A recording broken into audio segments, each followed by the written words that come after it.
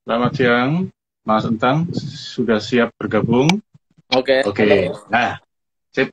Selamat pagi, Sudah masuk selamat di siang layar? ya. Ya, Ya, ini ada gimana mulai? teman-teman. Ya, Ya, oke, kita sudah nyambung ini. Teman-teman sudah hilir mudik tadi, masuk terus keluar lagi, Mas. Oke ya, ya, kita ya. mulai share aja. Wah, nggak puasa ya? Wah, aku puasa ini. Nggak Malam-malam bisa minum. puasa. Oke, terima kasih teman-teman sekalian. Ini acara kita siang ini jam 11 sampai 1 jam ke depan kita ngobrol bareng dengan perubah kita tentang Wiarso. Tentang Wiarso ini sekarang tinggal di Rhode Island, negara bagian di Amerika Serikat, yang jaraknya dari Jogja 10.000 kilometer kira-kira ya. Nah, Sepuluh kita ribu. Ya. kilometer ya, 10 kali panjang, panjang Pulau Jawa. Nah, ini kita ngobrol dari manapun gitu ya. Ini sekarang suhu di Jogja berapa ini? Sekitar 29 derajat. Berapa itu di situ? Di sini sekitar berapa itu? Sekitar 10 derajat mungkin. Udah musim panas kan? Dingin. Dingin. Belum, belum. Oh, belum musim panas ya? Masih transisi musim semi, baru musim semi. Ya. Ini gimana di situ di daerah Rhode Island? Persisnya di kota apa ya? Di Rhode Island di sini saya tinggal di kota kecil namanya Scituate. Hmm. North Scituate, dari Providence, dari ibu kota bagian Rhode Island Ya. itu 15 menit. Kalau dari Hmm. Boston itu 1 jam, dari New York 3 jam. Ya. Oh, jalan darat ya. Mm-mm. Eh, Oke. Itu gimana suasana sekarang? Ada karantina atau lockdown atau apa ya? Ya, sebetulnya lebih apa, karantina, bisa bilang karantina atau orang apa, long distance, seperti ada jaga jarak ya. Hmm.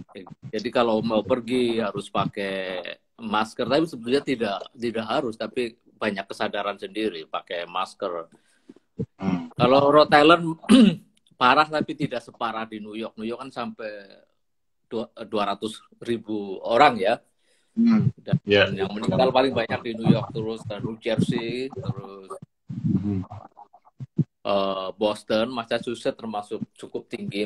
Rhode Island negara bagian paling kecil, Hmm. penduduknya cuma 1,5 juta, Hmm. 1 juta, 1,5 juta. Jadi cukup kecil, cuman yang terinfeksi juga tidak terlalu banyak sebetulnya kalau lihat lihat data yang Tapi meninggal. di situ ada protokol resmi dari pemerintah ya. Penduduk harus Oh iya, ada. apa persisnya? Jadi setiap hari ada press conference ya dari Hmm. governor. Jadi masing-masing governor, seperti gubernur di New York, terus gubernur di Rhode Island juga setiap hari mereka apa, press conference, kasih banyak ya tentang coronavirus, seputar coronavirus, tentang bagaimana dia mengingatkan orang, atau protokol tentang menjaga kesehatan, terus ada update informasi yang terbaru, misalnya tentang seputar medis, terus bagaimana penanganannya, terus juga kontrol kalau misalnya publik going crazy, seperti banyak misalnya toko tidak mengikuti aturan pemerintah, mereka akan ditegur, terus orang bisa Hmm. menelpon ke kantor, nanti diingatkan, ya banyak. Hmm. Ya kayak mirip-mirip di Indonesia saya pikir, cuman memang Ya. beda cara-caranya ya kan, kasusnya beda, terus pola Lebih pikirnya keras itu beda, kira-kira? sistemnya beda. Tapi di Indonesia Lebih juga keras? sama kan, seperti Lebih keras ada live. aturannya? Oke, oke. Seperti di Lebih Indonesia keras juga, aturan mereka? ya. Di Indonesia juga saya dengar juga seperti ada lockdown, terus orang juga sudah menyediakan sabun atau sanitasi untuk biar ini kan sanitizer, hand sanitizer untuk cuci tangan dan macam-macam. Jadi Tapi kayaknya lockdown-nya nggak keras di sini. Di Indonesia di nggak sini keras jadinya karena lockdown mungkin bayangnya. ya, tapi memang sulit ya, sulit. Tapi kalau di New York betul-betul karena begitu masif, terus kedokteran kewalahan medis, jadi orang juga ketakutan sendiri gitu loh. Kalau di Indonesia mungkin masih ya dengar berita ya kan, tetangga masih. Kalau di New York kan begitu masif, seperti di Italia Betul. juga, jadi Ya. orang juga akhirnya takut kan melihat tetangganya, melihat teman-temannya betul-betul. Jadi mereka juga punya inisiatif sendiri, lebih disiplin ya gitu. Ya. Dan Berarti memang pergerakan mudah-mudahan manusia gitu. sekarang, pergerakan manusia memang itu terbatas sekarang ya. Iya, saya kira sangat terbatas. Memang ya kita lihat positifnya. Mungkin planet bumi ini perlu seperti saya baru kemarin ada TV program, ada wawancara bagaimana gerakan di bumi seismetik ini menjadi seperti di California kan sangat terkenal sering gempa bumi, dan itu pergerakan di dalam bumi ini lebih diam dibanding kalau kita lihat seismografnya, lebih diam dibanding seperti biasanya, karena aktivitas manusia ternyata sangat mempengaruhi dari gerakan di bumi, getaran di bumi. Itu juga kaget juga gitu, ternyata aktivitas manusia ini karena begitu masif ya, terutama di kota-kota besar, begitu lockdown, begitu ada karantina dari pemerintah, ada perubahan getaran di bumi. Ya. Yang menarik sebetulnya itu pandemik itu akhirnya mempengaruhi kerja kreatif ya, termasuk pameran akhirnya postpone, dibatalkan. Iya, banyak kan aktivitas saya menjadi seperti kalau musim semi ini, kalau saya ibaratkan tumbuhan itu menjadi dormant, menjadi bertapa, seperti bertapa ya kan. Saya kira semua orang masih aktif, memang tidak masih, tapi terbatas ya kan. Banyak menulis, banyak berpikir atau merenung, reflektif banget. Saya pikir ada sesuatu yang positif juga gitu loh. Kadang kita terlalu ingin membuat sesuatu terus, tiba-tiba berdiam sebentar. Saya pikir ada mudah-mudahan sebentar, nggak tahu, mudah-mudahan sebentar kan, kita harapannya cuma sebentar, tapi ada semacam pause untuk berhenti sejenak untuk membuat atau berpikir untuk masa depan ya, saya kira begitu. Ya. Pameran yang rencana di Harvard itu, di Harvard University ya, itu rencananya bulan apa itu? Kemarin kan rencana bulan April kan, tanggal 6 pembukaan. Terus tanggal 6. Terus akhirnya dipospon. Iya. Terus untuk fellowship saya dengan Guggenheim juga, dengan Guggenheim Foundation juga banyak kendala, karena kan riset saya misalnya ke Los Angeles, ke California, terus ke New Mexico untuk melihat karya Lightning Field. Itu juga dari Walter Di Maria juga nggak bisa karena nggak bisa terbang karena karantina, karena regulasi pemerintah. Jadi banyak meeting saya juga nggak bisa, misalnya ke New York, terus ke York di daerah Pennsylvania juga nggak bisa, karena memang memang em, ada larangan dan kita juga nggak mau ambil resiko gitu loh. Meskipun mungkin bisa, cuman kita sama-sama mengambil aman ya, seperti nggak mengambil resiko ya.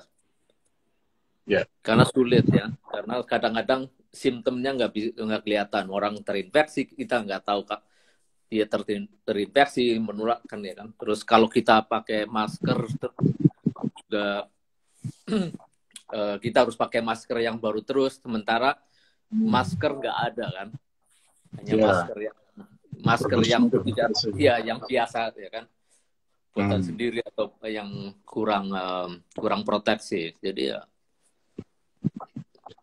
Tapi persiapan yang untuk pameran di Harvard University itu sebenarnya sudah 100% siap ya karya.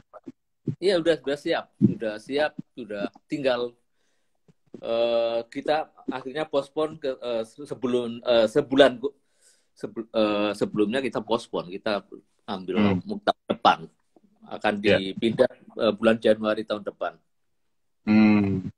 Ya, kalau boleh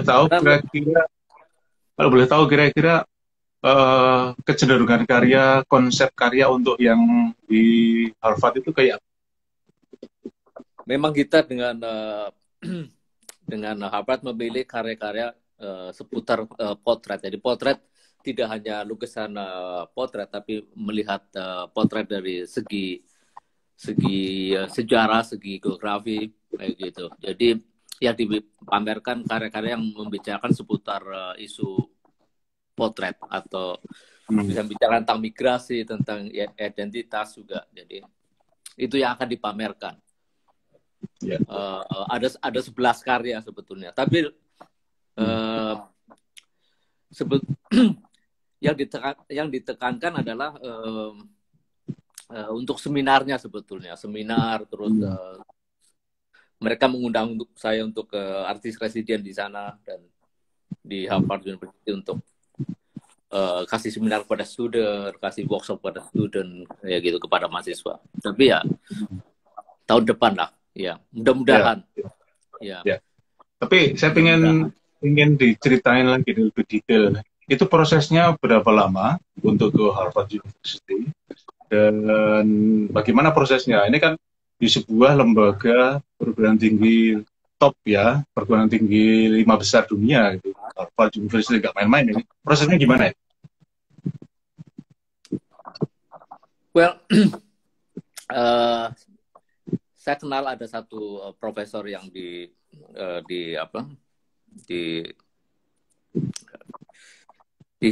Harvard, terus mereka juga pernah menulis buku,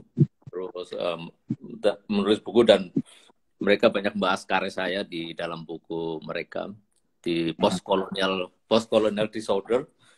Terus ya kita mungkin kamu pernah ketemu Byron dan Mary Jo, ingat nggak waktu pameran di Semarang? Oke, ya. Kan? Intoxic, ya. Byron, ya kan? Kan mereka kenal baik, dan akhirnya ex-student dia kerja di Harvard, di Asian Art Center. Terus mereka membuat program, mengundang, kalau ketika saya dapat Guggenheim Fellowship, mereka ingin mengundang saya untuk buat pameran berkenaan dengan karya-karya yang lagi proses untuk fellowship saya, sama karya-karya yang sudah lama. Dan kebetulan juga ada beberapa orang dan alumni dari Harvard punya koleksi karya-karya saya sana, jadi sekalian dipinjam kayak gitu. Kebetulan temanya pas, jadi banyak pinjaman juga nantinya ya. Undangan itu tahun berapa? Tahun yang lalu ya. Berarti proses ini disiapkan 1 tahun ya paling enggak? 1 tahun ya.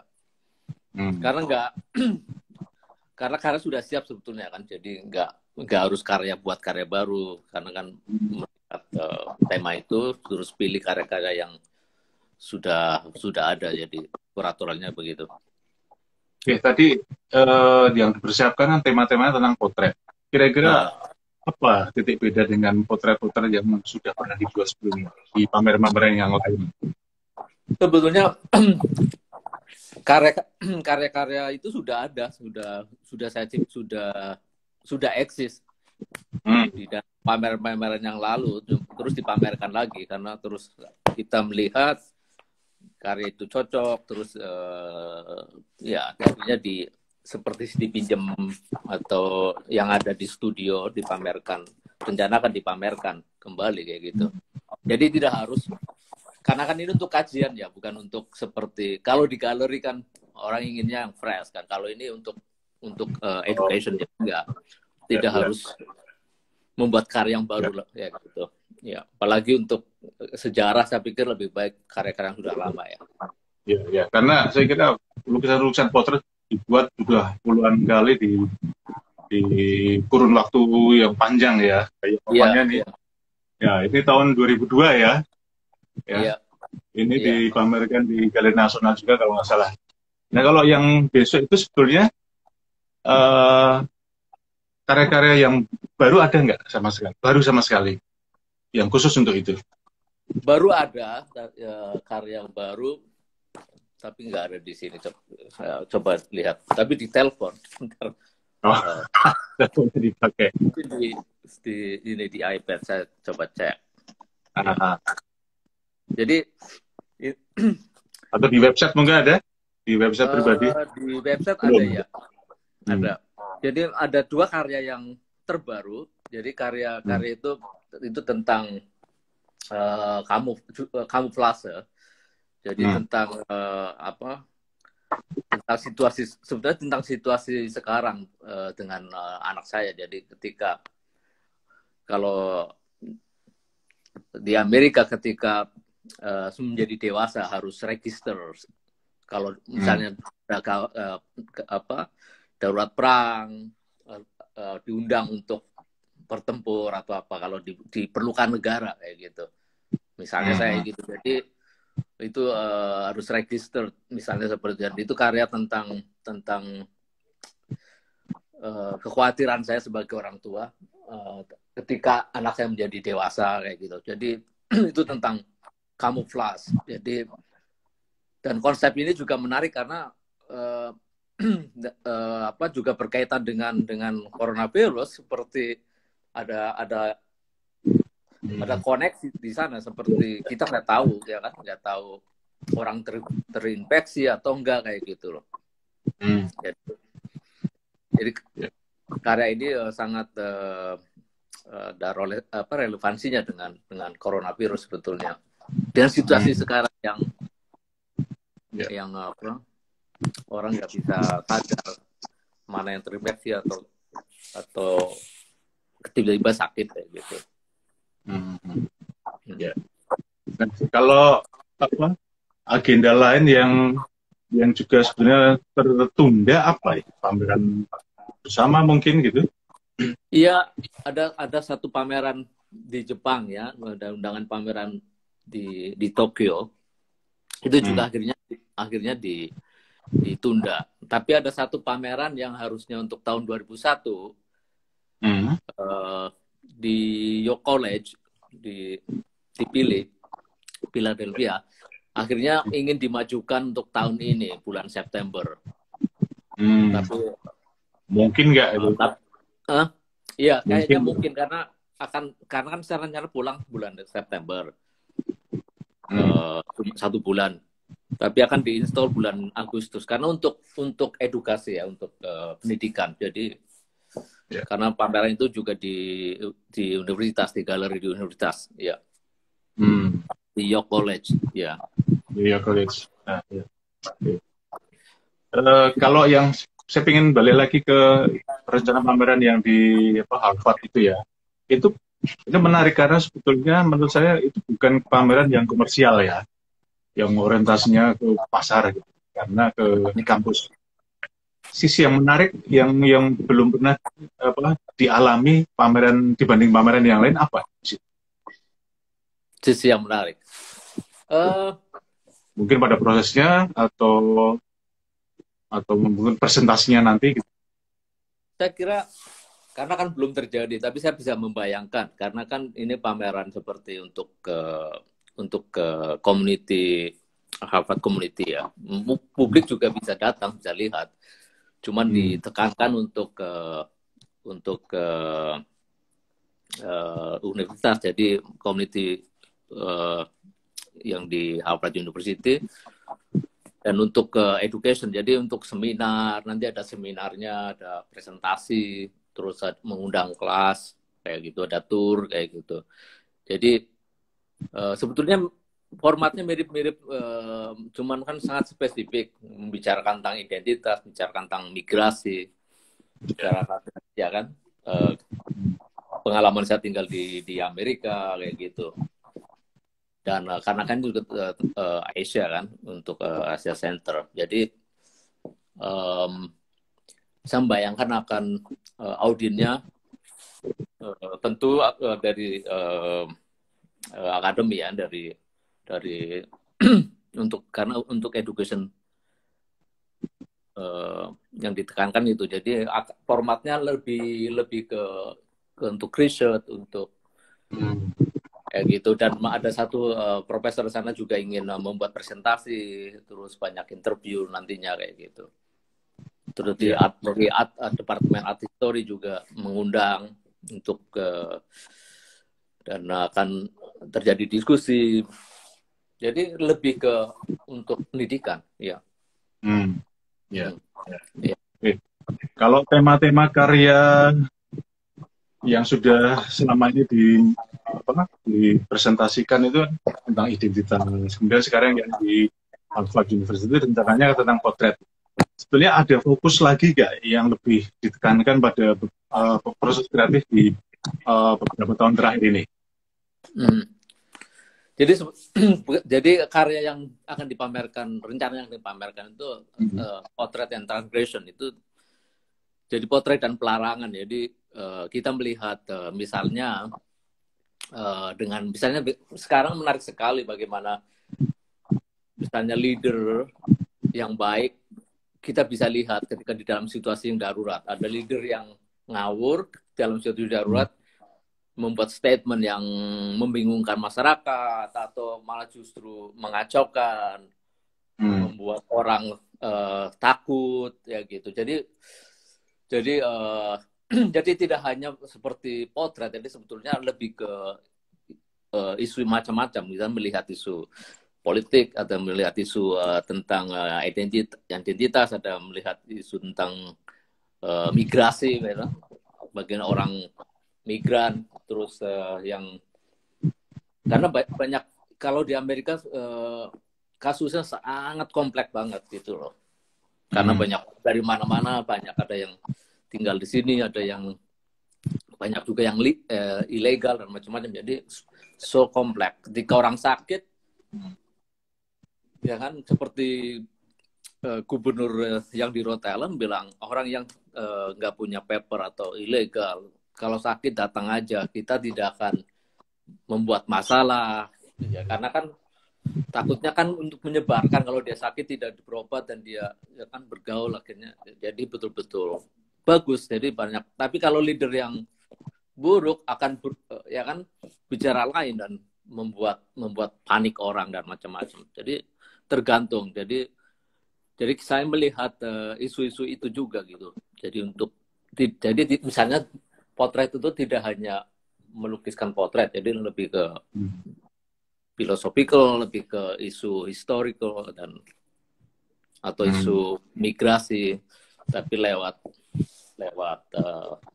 potret. Ya, kalau soal pilihan medium yang dipresentasikan, kira-kira seperti apa sih?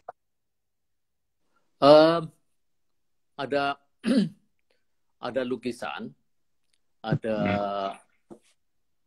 patung, ada instalasi kayak gitu, ada teks, video art, ada teks ya.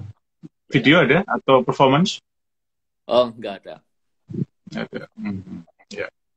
Ya sebenarnya ini saya juga teman-teman pengen tahu persis kira-kira pilihan medium ini sebenarnya juga menarik. Beberapa tahun terakhir juga sebetulnya kan ada di dalam CV itu kan, juga melakukan performance video art gitu kan. Kira-kira pilihan medium yang semakin beragam, yang semakin kaya itu bagi seorang tamu seperti apa itu? Pilihan ke situ masuknya kenapa? Well, saya kira saya kadang-kadang nggak terlalu memfokuskan medium. Jadi medium itu hanya alat aja. Jadi ketika misalnya karena pameran ini tentang portrait and transgression, akhirnya melihat seperti karya-karya yang sudah lahir dan karya-karya yang possible untuk dipamerkan, akhirnya dipilih karya-karya yang seperti itu, kayak gitu. Juga dengan kondisi ruang juga gitu, kondisi ruangnya seperti apa kayak gitu, karena dan mereka juga mengundang saya untuk membuat mural di sana, dan saya masih memikirkan konsepnya, itu masih dalam proses, karena kan itu akan di ruang publik kayak gitu kan, jadi tetap tapi belum clear, jadi masih berpikir itu, dan kebetulan juga waktunya diundur, jadi bagus juga gitu loh. Misalnya seperti itu. Nah, ini menarik kaitannya dengan soal pandemik COVID-19 ini ya. Sebetulnya kan banyak event kesenian, banyak event seni rupa yang postpone semua, ditunda semua, dibatalkan semuanya. Di Jogja juga kabar terakhir kan Arjok dibatalkan. Iya, dibatalkan dan akan dirubah ya formatnya untuk penggalangan dana ya, untuk penggalangan dana. Ya, banyak sekali saya kira yang kalau dalam perspektif Anda sebagai seniman, kira-kira secara personal apa yang bisa dilakukan dalam situasi seperti ini, dan apa yang Anda dengar dengan aksi yang akan dilakukan atau sedang dilakukan oleh teman-teman seniman, orang-orang seniman di Amerika?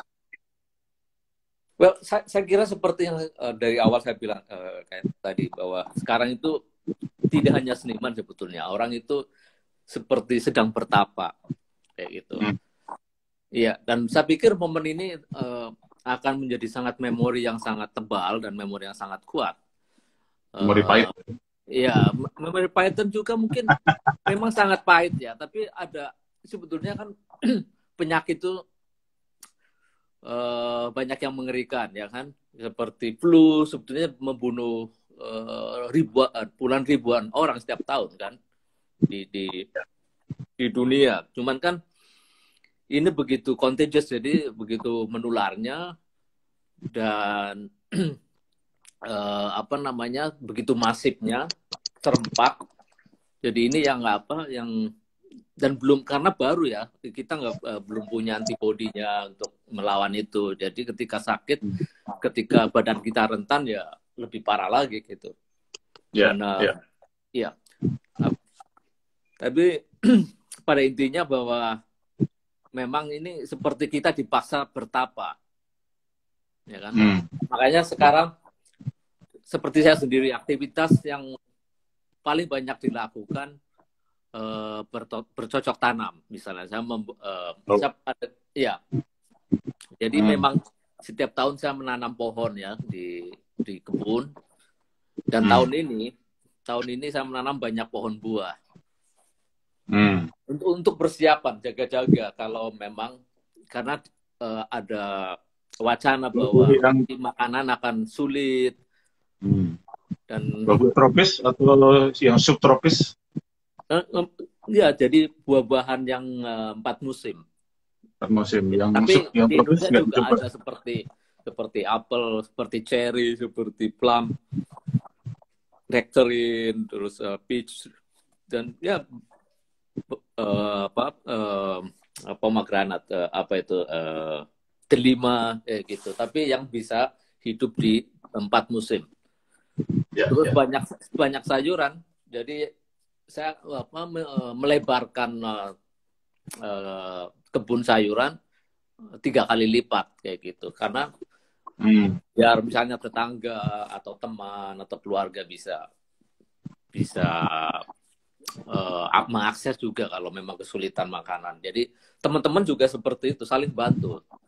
Seperti kakak ipar saya juga suaminya dokter ya, terus karena melihat kondisi seperti ini akhirnya dia membuat masif begitu besar karena kan dulu dia fokus kepada binatang seperti peternakan ya. Tapi ini sekarang jadi melebarkan operasinya ke sayur-sayuran. Jadi ya itu diharapkan bisa membantu kayak gitu. Sekalian buka warung Padang, warung Tegal juga. Wah, repot Gus. Gak ada ini, gak boleh kan? Oke, orang Tegal. Gak boleh kan? Ya. Oke, tapi ini buat teman-teman. Ya. Sebentar. Karena ternyata ya. Teman-teman yang menyaksikan ini, bisa Anda membuat pertanyaan, bisa ditulis, nanti akan saya bacakan, atau bergabung ya. Jadi nanti bisa gabung, membuat pertanyaan langsung untuk narasumber kita tentang Wiyarso. Silahkan. Ya, sampai setengah jam lagi. Oke, terus? Karena gini, Gus, ya kan? Ya. Ternyata berkebun itu juga menarik sebetulnya kan, karena banyak memberikan inspirasi juga gitu loh, sangat banyak memberikan inspirasi. Dan karya-karya terbaru ini juga idenya berasal dari berkebun. Oh ya, persisnya gimana? Hah? Bisa dijelaskan? Ya persisnya, jadi ada satu karya yang sedang saya buat yang judulnya lukisan tertabrak bola basket, ya kan? Jadi membicarakan keluarga dan karena nggak tahu kalau kamu familiar dengan karya potretnya Barack Obama nggak, yang untuk National Portrait Gallery? Oh, bukan yang Hope itu ya? Yang Willy Kahinda. Kahinda Willy. Dan itu apa namanya? Jadi karena karya itu banyak mendapat kritik karena seperti off dari tradisi melukis potret ya kayak gitu. Dan ya biasalah karena Barack Obama kan salah satu presiden yang bagus, tapi banyak yang nggak suka juga karena kan kulit hitam dan macam-macam. Jadi juga menarik. Jadi saya mengambil background karya itu, tapi saya rubah menjadi tanaman yang saya ambil dari saya potret dari kebun saya kayak gitu. Yang ada histori keluarga, dari keluarga, misalnya tanaman yang istri saya paling suka atau tanaman yang mengingatkan dari Indonesia kayak gitu. Dan untuk membicarakan isu persoalan sejarah, persoalan migrasi, perpindahan manusia, yang selalu membawa tanaman juga gitu loh. Jadi tanaman yang di Amerika ini juga banyak yang berasal dari Asia, misalnya dari Korea, dari China, tentu dari Eropa kan. Jadi tanaman di sini ini tidak hanya berasal dari native plant atau tanaman dari asli dari sini, tapi sudah mengalami migrasi. Ya, jadi dari tanaman ini kita melihat sejarah migrasi dari manusia itu sendiri dan dengan membawa tanaman kayak gitu.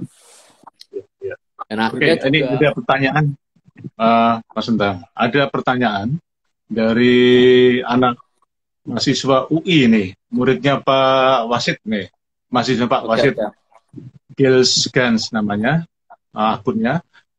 Ini ada pertanyaan, bagaimana Mas Entang melakukan riset untuk menghasilkan suatu karya? Nah, gimana harus risetnya? Apakah kira-kira tambahan pertanyaan saya, beda nggak pertanyaan riset seorang seniman dengan seorang sosiolog, katakanlah ilmuwan sosial? Ya, jadi risetnya mirip dengan ilmu pengetahuan yang lain, sama dengan, tapi memang ya kan kasusnya beda. Jadi memang kalau bagi saya seperti seniman itu ya memang dekat dengan saintis, sebetulnya sama kan, seperti proses-proses untuk mencari hipotesa, mencari conclusionnya seperti itu, seperti melihat ya kan, mencari terus meriset, eksperimen ya kan, terus nanti membuat hipotesa dan mencari conclusion. Saya kira memang ada yang bisa lewat buku, atau seperti saya harus melakukan untuk ke Guggenheim Fellowship, saya harus riset ke karyanya Walter Di Maria yang berada di New Mexico, yang Lightning Field. Iya, iya. Dan terus saya harus meriset atau melihat langsung ke karyanya James Turrell yang ada yang tersebar di Amerika dan Australia, juga di Eropa. Tapi saya nggak bisa melakukan itu, jadi hanya bisa bisa melihat yang ada di Australia dan bisa melihat yang ada di sini, di mana, di Texas sama di Massachusetts. Tapi karena kemarin harusnya schedule saya pergi ke Los Angeles, tapi saya batalkan karena nggak bisa. Jadi iya, tapi akhirnya saya risetnya lewat buku, lewat internet kayak gitu. Cuman memang beda ketika karena James Turrell misalnya, kita harus berada di setnya, nggak bisa hanya lewat ya kan, dokumentasi nggak bisa, karena harus experience, karena lewat cahaya ya kan, jadi nggak bisa. Karena kita auranya nggak kena ya. Nah, nggak bisa karena melalui waktu kan, sama ya. Dan cahaya. Itu mungkin dalam konsep orang Jawa tentang rasa ya, kita nggak bisa merasakan itu ya. Iya. Di pameran ini problem seni rupa. Saya pikir dengan kasus seperti pandemik ini, saya kira seperti ada kita tetap, dan kita harus cari solusi bagaimana kita berinteraksi dengan publik, ya kan? Ya, jadi mungkin film itu yang terbaik, media film. Media foto mungkin bisa lewat digital foto, itu paling mungkin dilakukan kayak gitu. Tapi intinya bagaimana kita bisa berkomunikasi, bagaimana kita bisa membuat ide-ide saya ini bisa tertuang kan kayak gitu, teraktualisasikan. Ya. Gambaran menuju ke medium yang lain seperti film sebetulnya sudah ada kan, dengan bikin video art gitu. Itu sudah nggak dibuat lagi? Well, dalam proses. Jadi kebetulan juga anak saya seperti Dominic, dia tertarik ke film. Jadi kita banyak membicarakan film. Dia juga ingin belajar film, dan memang dia cita filmmaker. Sudah kuliah atau SMA, Dominic? Ini tahun depan akan kuliah. Oh ya. Film ya. Oh ya. Jadi dia begitu intens melihat film setiap hari dia, dan mendiskusikan kayak film kritik kayak gitu. Dan dia juga banyak volunteering. Bukan film-film mainstream yang ada di sinema ya, film-film alternatif juga banyak. Ya, film mainstream, juga film alternatif, film yang dia suka, dan dia cukup vocabulary-nya cukup banyak. Jadi saya banyak malah nggak tahu ya, film-film yang dia lihat, tapi sering mendiskusikan, akhirnya tahu juga gitu. Karena dia rupanya udah kalah lewat. Terus itu juga masuk dalam gagasan.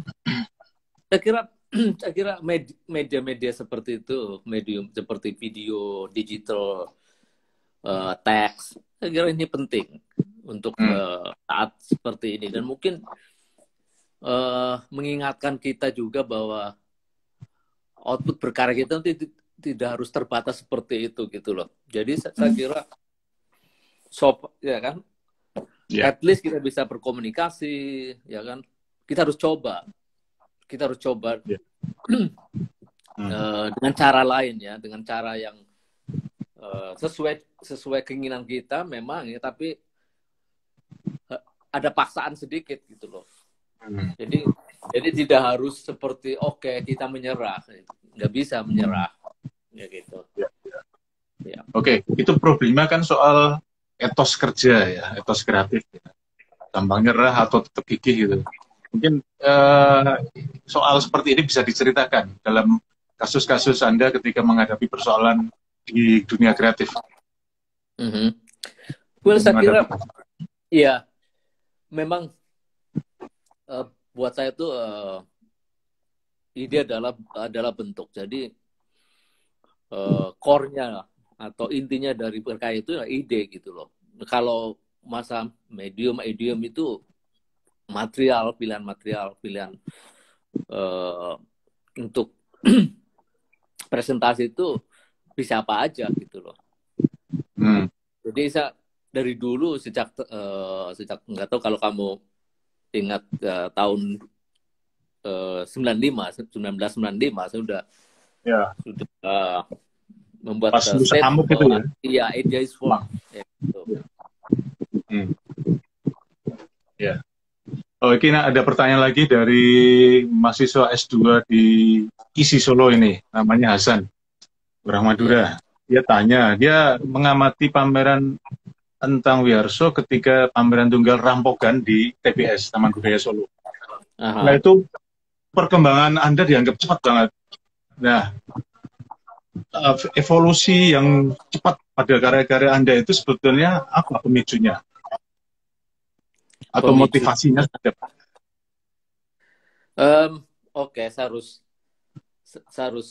menganalisa ini cukup sulit untuk menjawab. Tapi saya kira sangat organik perkembangan itu, organik karena saya banyak belajar ya, banyak keluar, banyak ketemu orang kayak gitu. Jadi pemicunya itu tentu dari dalam saya sendiri plus dari luar kayak gitu.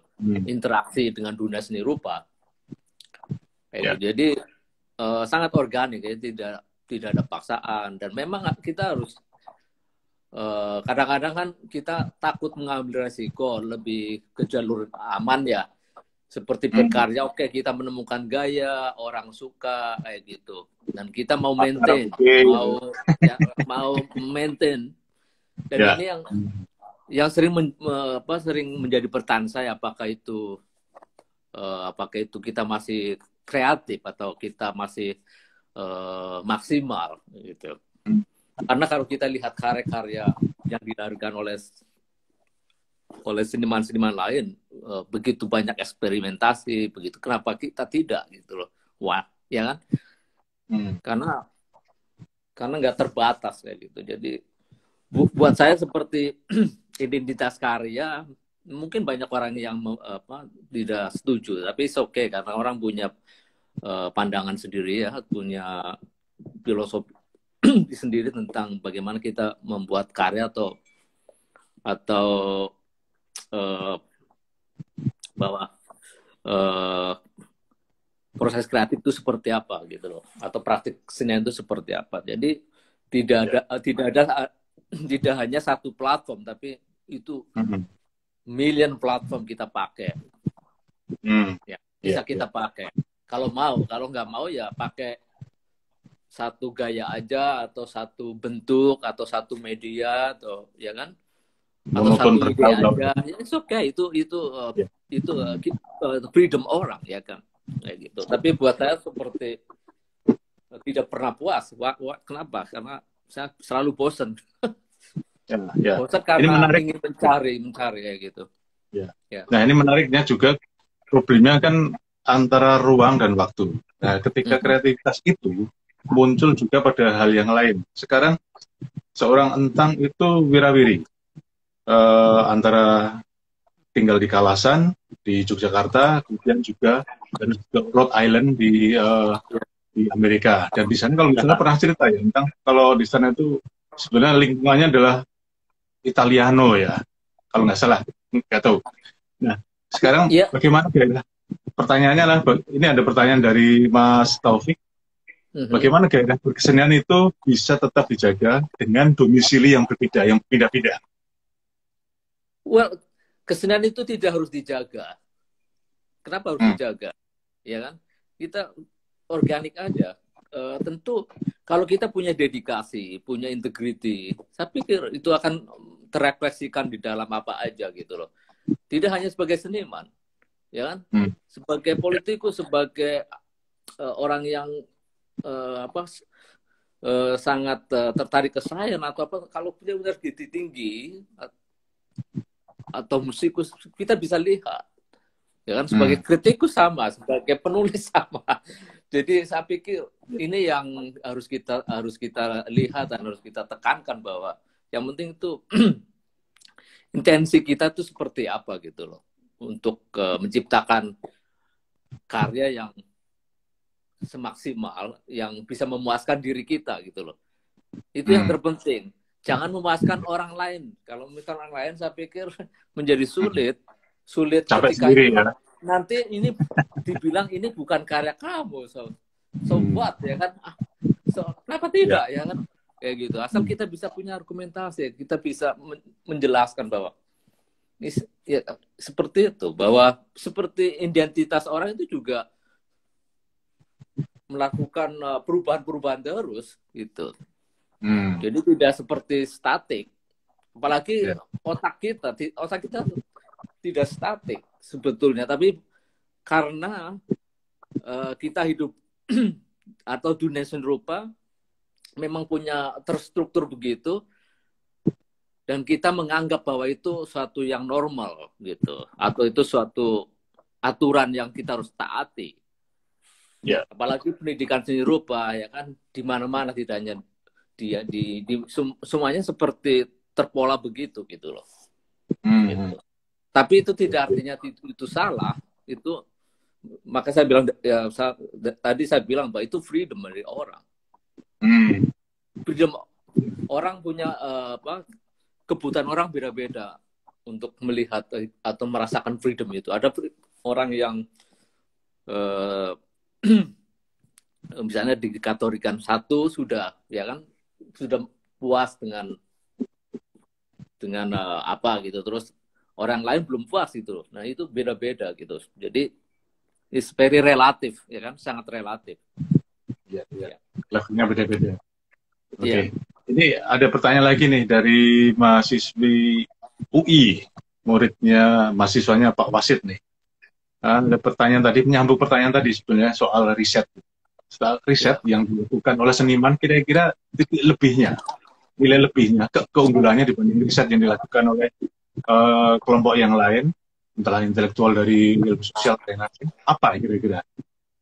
Kalau seniman, kalau apa yang namanya riset itu juga saya pikir kalau kita seniman atau saintis atau ilmu pengetahuan yang lain, sosiolog atau apa, atau antropolog, saya pikir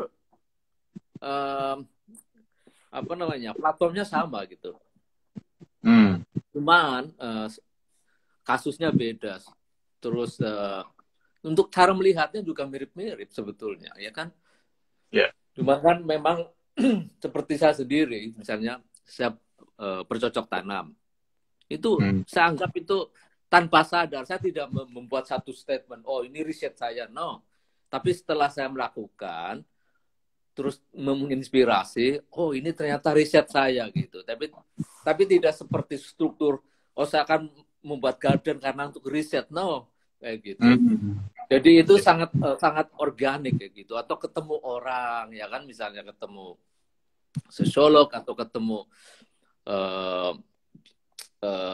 filmmaker atau ketemu orang yang ahli matematik, terus kita ngobrol, ketemu, dan itu terus membicarakan isu-isu yang menarik, akhirnya sangat tertarik. Oke, saya coba mendalami lagi apa yang diobrolin, dan itu begitu natural dan organik, dan akhirnya mungkin mempengaruhi cara atau pemikiran saya, dan saya ambil suatu hal-hal, poin-poin yang baik dan mungkin bisa diaplikasikan di dalam karya misalnya, seperti itu. Jadi Iya. Ya.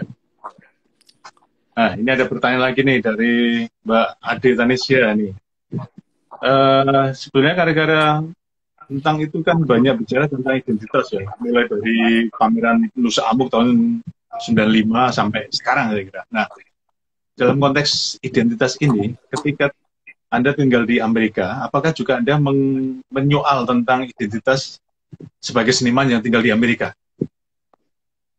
Ini menarik Iya, karena tambahan lagi nih, tambahan Anda seorang Indonesia, Tegal, Muslim gitu, tinggal di negara yang berbeda gitu. mhm.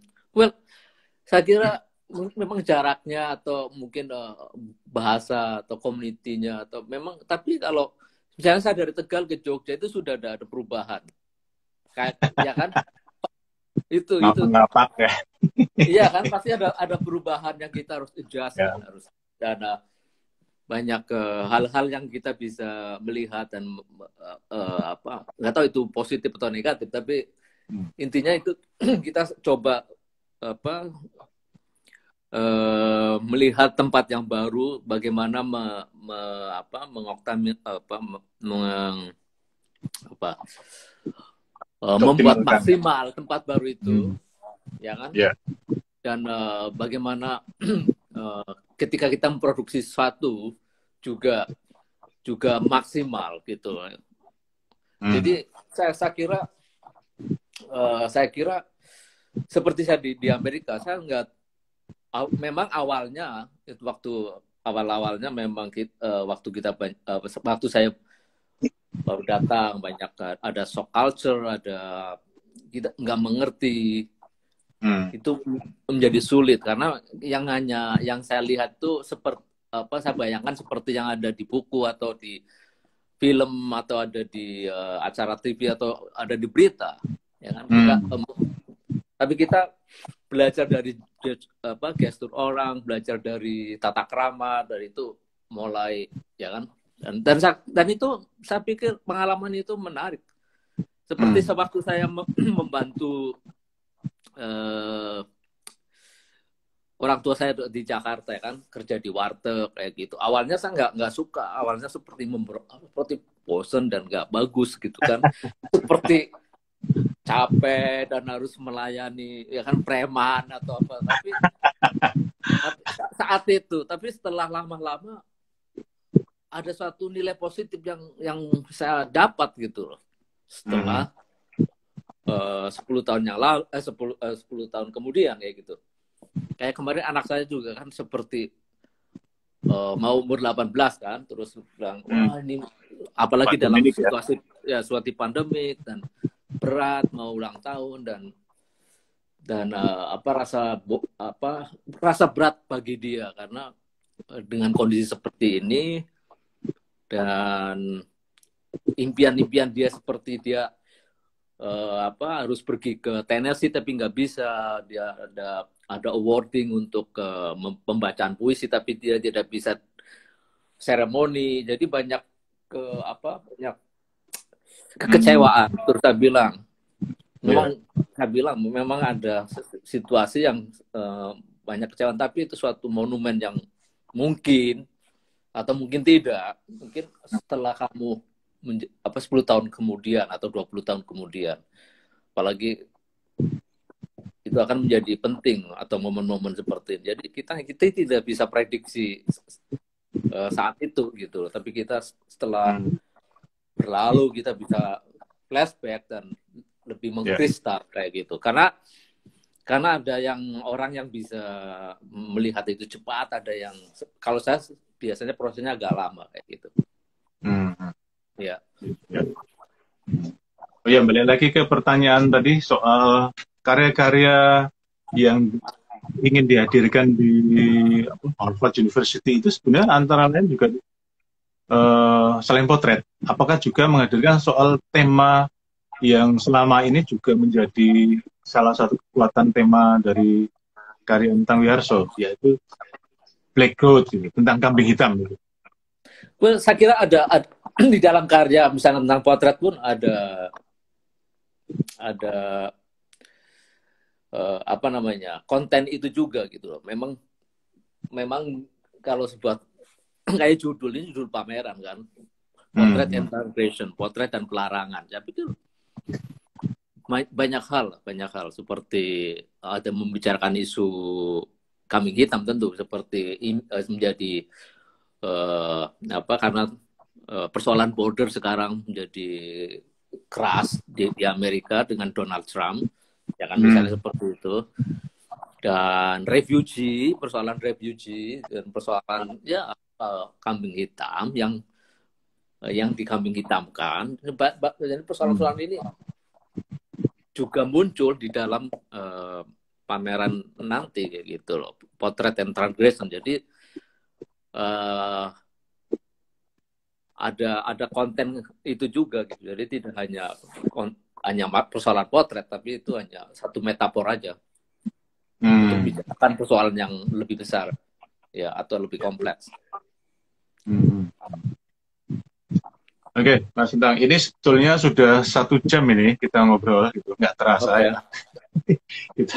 kita nggak akan memaksa Mas Sintang karena ini sudah jam 12 malam, teman-teman sekalian yang ada di Indonesia. Ini saya wawancara dengan seniman kita, Endang Wiyarso, yang tinggal di Amerika, jadi sekarang jam 12 malam di sana. Jadi sebentar lagi mungkin akan makan sahur ya. Tapi ada pertanyaan yang mungkin bisa saya ungkapkan, juga mungkin juga ada paparan singkat lah ya. Sebetulnya perspektif berkesenian dalam 5 tahun terakhir lah, dari proses kreatif Anda sebagai seniman, itu mulai ada kecenderungan ke arah mana kira-kira? Menguat pada satu tema tertentu atau mulai bergeser pada pilihan-pilihan yang lain? Nggak tahu, saya nggak pernah memikirkan seperti mendesain ya. Jadi mencair aja begitu. Jadi nggak, nanti setelah terlahirkan baru kita bisa melihat, oh ini bisa melihat atau gitu, dibicarakan tentang konten ini kayak gitu. Jadi ya sulit untuk bilang bahwa ini sedang, tapi yang jelas bisa kayak gini, yang sedang saya garap. Oh ya. Yang untuk ya misalnya gini, yang sedang saya garap, saya sedang memilih beberapa site, ya kan, untuk kemarin riset ke Marva, dan saya banyak membuat video, banyak membuat foto, dan untuk membuat virtual Temple of Hope. Tapi ini meneruskan project Temple of Hope yang lalu, yang lama, tapi menjadi Tunnel of Hope. Jadi saya membuat instalasi bentuk bangunan yang orang bisa masuk ya gitu dari 4 pintu. Di satu titik tertentu di tengah-tengah ini ya saya masih banyak mendesain dan belum bisa menentukan, tapi salah satunya melihat satu bentuk yang abstrak, itu semacam organ, semacam figur, semacam living creature, tapi ada bentuk di tengah-tengah itu seperti itu, dan orang bisa melihat, dan cahaya datang dari atas sama dari 4 pintu itu untuk menuntun orang masuk kayak gitu. Dan ini membicarakan persoalan tentang border sebetulnya. Jadi dari 4 arah ya, 4 arah itu yang utama, utara, selatan, barat, timur kayak gitu. Dan ini membicarakan refugee, membicarakan migrasi, membicarakan border. Jadi bentuk bangunannya nanti seperti tembok atau rumah ya, itu sangat kamuflase ya. Dan itu yang sedang saya garap ya kan. Oke. Oke, sekarang pertanyaan terakhir.